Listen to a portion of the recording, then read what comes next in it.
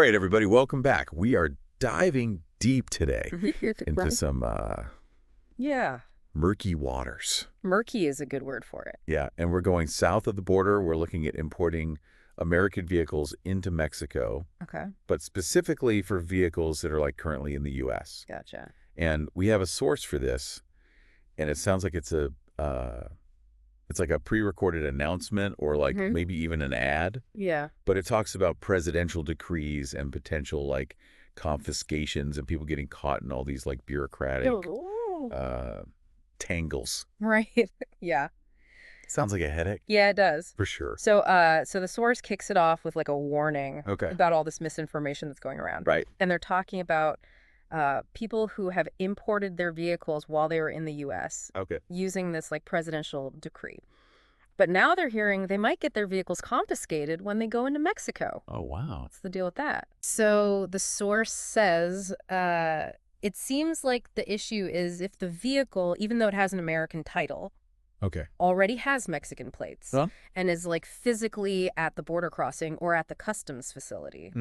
And that seems to contradict the law, which says that to be eligible to import under the decree, it has to already be in Mexico. So it's all about timing, location. Yeah. So if your car is still in the U.S., you have to bring it to Mexico before you even try to use any of this like documentation. That's what the source says. Wow. Yeah. They really emphasize that like getting it physically into Mexico is like non-negotiable. So that's a logistical like nightmare. You have to get it across the border before you even know if you can import it. Right. And like, what if you don't have the resources to even do that? What if you're just like a temporary resident or something? Right. Do they talk about that at all?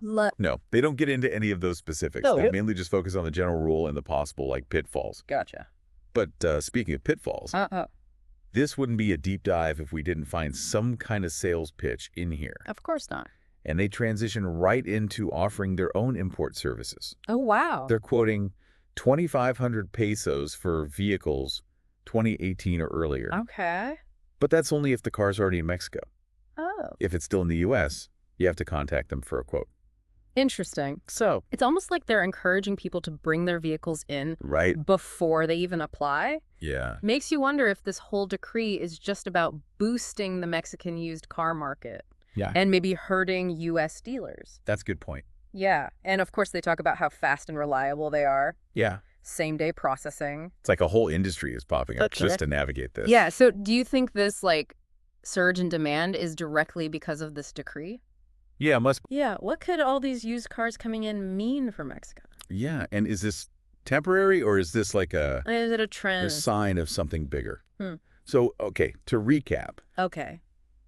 It seems like location when it comes to this decree. For sure. If your car's still in the U.S., importing it could be a big problem. Yeah. And there are these services to help. Right. But it makes you wonder what's really going on. Yeah, we've uncovered the regulations. Right. The why is still kind of a mystery. Yeah, like, is this all about the Mexican car market? Yeah.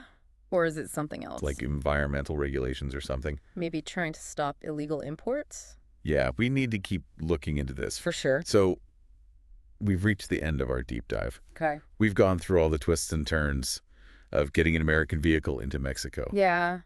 But like we said, there are still a lot of questions. Unanswered questions. Yeah. What does this all mean long term? Yeah. What does it mean for used car markets?